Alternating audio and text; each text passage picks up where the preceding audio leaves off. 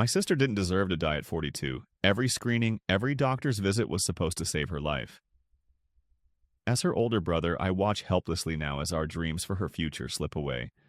How could a system built to heal betray her so completely? I remember Sarah Elizabeth Thompson, just 42 last summer. We sat on her patio, the scent of jasmine heavy in the air, sipping loose-leaf tea. Her eyes sparkled as she talked about her daughter, planning their Mediterranean cruise for next summer. Sarah was a marketing executive, but her true gift was uplifting others, a central figure in our community who volunteered weekly at the local charity. We both trusted Elmwood Medical Center implicitly. Our family had always had positive experiences there. I believed they were infallible, the unwavering guardians of our health, always acting in our best interest. My sister embodied life, laughter, and an unwavering spirit. If you're watching this, subscribe and tell me where you're listening from. Then came January 15th, 2023. Sarah felt a persistent lump in her breast, followed by worsening fatigue. Her annual mammogram at Elmwood Medical Center's radiology department clearly showed a substantial mass. My trust began to crack. The mammogram on January 15th, 2023 clearly showed a substantial mass, yet my sister's persistent lump and worsening fatigue were waved off. We met Dr. Linda Grant, our primary care physician, at Elmwood Medical Center's outpatient clinic in Elmwood, Virginia. Dr. Grant exuded confidence, a familiar and usually comforting presence in our family's medical history. The clinic's fluorescent lights hummed faintly overhead. She performed a quick physical exam, her fingers pressing lightly as she palpated the lump in Sarah's breast. Sarah winced slightly, but Dr. Grant's gaze remained dismissive. "Sarah, this is likely just some fibrous tissue," Dr. Grant said, her voice smooth and unwavering. "Very common. We'll schedule a standard follow-up for you in about 6 months, just to be safe. For now, let's try some over-the-counter pain relief for any discomfort." Her words were meant to reassure, and Sarah, desperate for good news, visibly sagged with relief. She offered a weak smile, eager to believe it, but I couldn't shake the image of that dark mass on the mammogram film. My sister's growing fatigue and the clearly palpable lump had been disregarded. It was a glaring red flag, one I felt intensely, yet Dr. Grant dismissed it with professional ease. As we left the clinic, the antiseptic smell clinging to our clothes, Sarah looked lighter. A tight knot, however, formed in my stomach. I wanted desperately to trust, to believe Dr. Grant's calm assessment, but an instinct screamed otherwise. We walked in silence to my old Ford F-150, the unspoken worry hanging heavy between us. 2 days later, Sarah's fatigue deepened, her eyes carrying a new, tired sheen. The lump remained, a silent, growing question. My unease became a dull ache. The 6-month wait felt like an eternity, a dangerous gamble with her health we couldn't afford. She started canceling her volunteer shifts, something unheard of for her. My sister Sarah continued to decline in the days following Dr. Grant's dismissive consultation. On January 17th, 2023, her fatigue deepened, the subtle weariness I'd noticed turning into a heavy, oppressive blanket. She started canceling her volunteer shifts at the Elmwood Community Center, something truly unheard of. I called Elmwood Medical Center, my voice polite but firm. I explained Sarah's escalating fatigue, hoping for a re-evaluation sooner than 6 months. The receptionist, a Ms. Jenkins, assured me that Dr. Grant's assessment was comprehensive. "Fibrous tissue sometimes causes discomfort," she said, her voice a practiced drone. "Rest and over-the-counter relief are still the recommended course." Sarah's medical escalation trigger, an MET score, which I later learned, had already reached 8. She struggled to keep her eyes open, her once vibrant energy draining away like sand through an hourglass. By January 20th, 2023, the lump in Sarah's breast was visibly larger, distorting her silhouette. She was losing weight rapidly, her clothes hanging loose, a stark contrast to her earlier robust self. The persistent pain had turned sharp, radiating from her chest. We drove back to the outpatient clinic. "This isn't just stress or fibrous tissue," I insisted to Dr. Ben Carter, a resident oncologist on duty, my voice now tight with suppressed panic. Sarah, pale and drawn, tried a weak smile, a flicker of false hope that maybe today someone would listen. Dr. Carter checked her chart, his brow furrowed.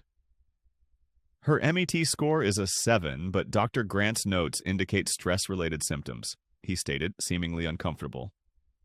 He didn't order new imaging, deferring to the senior physician's initial assessment.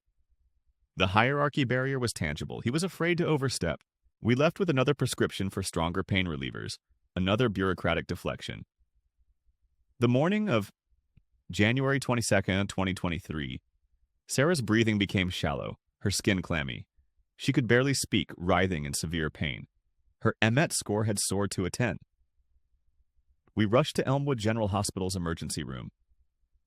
"Please, she's in agony," I pleaded with the triage nurse, Miss Peterson, my voice raw with desperation.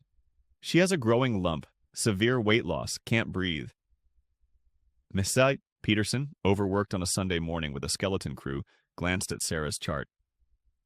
"The primary care doctor ruled out anything critical," she said, her tone flat. "We're backed up. It's likely just a severe viral infection, Mr. Thompson." This final authority dismissal, the implicit, "trust us, not yourself," echoed in my ears. Sarah's chest hitched, her body spasmed violently. The crisis had erupted. A guttural gasp tore through Sarah. Her body spasmed violently, eyes wide and unseeing. Breathing hitched, then seized. The crisis erupted, sickeningly swift. Miss Peterson, the triage nurse, screamed for help. "Code blue!" echoed urgent and sharp. Doctors and nurses swarmed, a blur of scrubs in frantic motion. I was shoved back, pressed against the cold wall, a helpless bystander. They ripped open IV lines. Chest compressions began, relentless. Monitors shrieked with erratic readings, a chaotic symphony. Desperation filled the air, thick and metallic. Then a long, piercing flatline tone cut through everything. The lead doctor held Sarah's gaze. He shook his head slowly. Their efforts ceased. It was over. Sarah Elizabeth Thompson was gone. 42 years old, taken by a cancer no one had bothered to truly see. My sister was dead. My knees buckled. A raw scream caught in my throat, unheard. The sterile air felt crushing. Nothing would ever be the same. 2 months crawled by. The raw ache in Michael's chest remained, a constant echo of Sarah. He found himself back inside Elmwood Medical Center, not as a desperate brother, but for an internal hospital review. Dr. Rachel Morgan, the chief compliance officer, sat across from him, her expression guarded as fluorescent lights hummed overhead. Dr. Morgan laid out Sarah's chart. "We've reconstructed the timeline, Mr. Thompson," she began, her voice even. Michael's gaze fixed on the meticulous entries, each word a cruel reminder.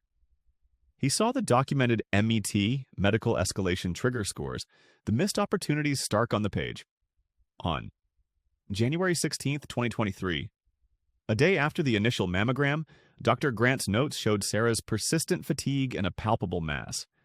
Sarah's EMET score had already reached 8, and the protocol clearly demanded immediate referral for a biopsy. Instead, it was dismissed as benign, a standard follow-up scheduled for 6 months out. Then, on January 19th, 2023, a nurse documented Sarah's noticeable weight loss. Dr. Ben Carter, the resident oncologist, reviewed the chart, noting a MET score of 7. Per protocol, imaging or labs should have been ordered to investigate. It was marked off, stress-related symptoms. Finally, by January 23rd, 2023, Sarah's severe pain had pushed her MET score to 10. This demanded immediate intervention and admission by a senior attending physician.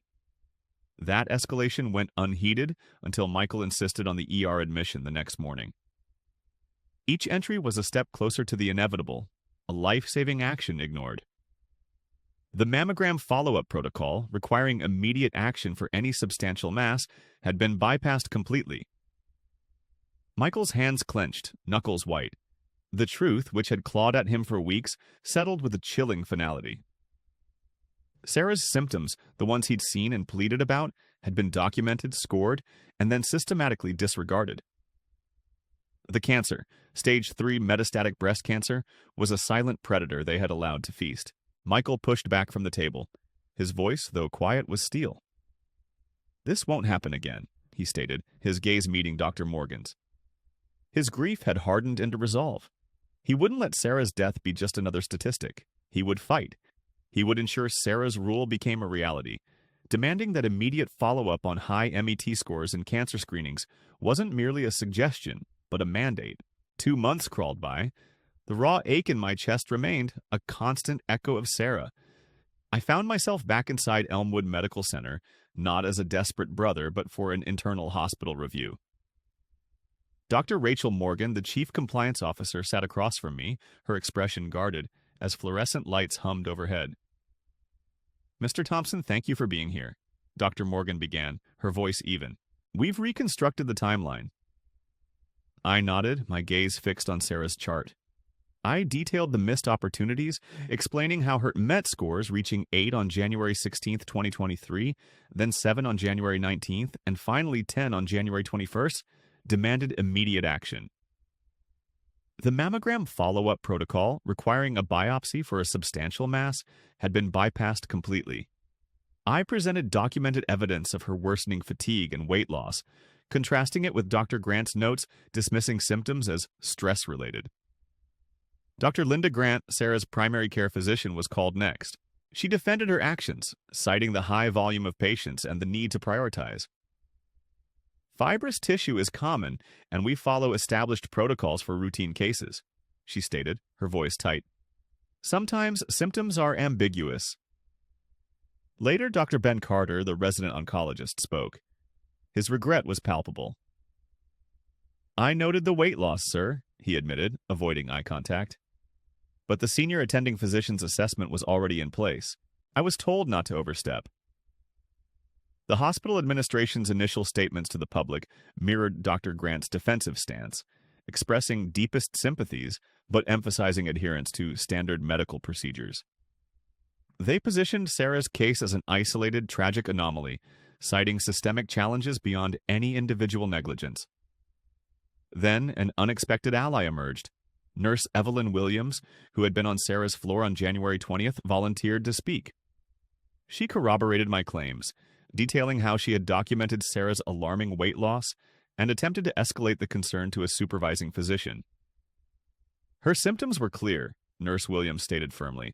"I logged my observations, but nothing came of it." Her testimony validated every gut feeling I'd had. The official findings from the internal review were released a week later. They concluded Sarah's death was preventable, citing critical oversights in adherence to protocols and significant gaps in staff training. Specifically, the mammogram follow-up protocol had been violated, and the MET score escalation system was ignored at multiple junctures. The local news, WVX8, broadcast the findings, and community outrage exploded. Justice for Sarah hashtags flooded social media. Patient advocacy groups joined the chorus, demanding accountability. This public pressure became immense. Elmwood Medical Center was forced to issue a follow-up statement. While still guarded, it acknowledged systemic challenges and committed to overhauling their patient escalation and screening policies. It was a crack in their facade, a grudging acknowledgement that change had to happen. I knew the fight was far from over, but a critical tipping point had been reached. 8 months later, the fight for change bore fruit. Sarah's rule, a policy born from my sister's tragic loss, officially rolled out across the Elmwood Medical Center network in Elmwood, Virginia. It was more than just new paperwork. It was a defiant whisper against the silence that had claimed her. This new mandate ensures families can now demand immediate reviews of any concerning symptoms without fear of dismissal. Staff are rigorously required to provide detailed documentation of all patient observations and communications, fostering transparency in care. Furthermore, it establishes interdisciplinary teams to collaborate on all cancer patients, ensuring every voice in the process, from nurses to specialists, is heard and respected, breaking down old hierarchy barriers. The hospital network, spanning multiple facilities across the state, embraced Sarah's rule as a mandatory standard. A $200,000 grant from the state's public health fund backed the initiative, with a 3-phase rollout commencing within 3 months. Extensive staff training and community workshops were key to its implementation strategy. Families can now demand immediate symptom reviews. Staff must provide detailed documentation of all patient observations. A 24-hour response time is mandated for any escalation in patient metrics. An independent oversight committee reviews all serious incidents. Within the first year, late-stage diagnoses dropped by 35%. A young woman flagged as high risk, much like Sarah, received correct, timely intervention and is now cancer-free due to the new protocol. Despite this progress, resource strain during peak periods and initial staff resistance to increased documentation remain ongoing challenges. The system isn't perfect, and full implementation still faces hurdles. It's a bittersweet victory, knowing Sarah's name now signifies protection for others, even as the ache of her absence remains a constant companion. This rule won't bring her back, but it's a testament to the vibrant life she lived, a shield against future heartbreak. Her laughter, once a joyous echo, now lingers as a powerful call for change. A year has passed since Sarah's death. Every morning I still feel the absence like a phantom limb, a deep ache in my chest that never quite fades. I'm a healthcare analyst, and now my life is dedicated to ensuring no other family endures what we did. Elmwood, Virginia feels different to me, forever marked by what happened inside its medical center walls. Sarah would be 43 years old now, probably chasing her daughter around a soccer field somewhere, laughing. I miss her infectious laugh, the way she'd tilt her head when listening intently, truly seeing you. I can still smell the subtle hint of jasmine and loose-leaf tea that always clung to her. Preventable diagnostic errors contribute to an estimated 40,000 to 80,000 deaths annually in the U.S. These aren't just numbers, they're lives like Sarah's. Her story shows the stark reality of how easily patients fall through the cracks. The warning signs were there: a noticeable lump, worsening fatigue, significant weight loss, and persistent, radiating pain. Any one of these, especially combined, should trigger immediate investigation. If you ever see these in yourself or a loved one, push for answers. Advocacy starts with relentless documentation. Write everything down: dates, times, names, what was said. Don't be afraid to demand a second opinion or to explicitly state, "I am concerned my family member is deteriorating and needs immediate reevaluation." Utilize patient advocates and know your rights to access medical records. Sarah's rule is now fully implemented across the Elmwood Medical Center network. It's making a difference. Late-stage diagnoses decreased by 35% last year, and we have real stories of lives saved. Still, staff commitment during peak periods remains a challenge, but the system is evolving. Your voice is powerful. Trust your instincts and never hesitate to challenge a dismissal of symptoms. Medical systems can change, but it takes pressure, persistent questions, and unwavering advocacy. Thank you for listening. Don't forget to subscribe and share your story in the comments. I close my eyes and see Sarah not in a sterile hospital room, but on her patio last summer. Sunlight warms her face as she sips her tea, eyes sparkling with plans for a Mediterranean cruise. Her laughter rings out, a bright, pure sound echoing through the jasmine-scented air, full of life and promise. That's the Sarah I hold on to.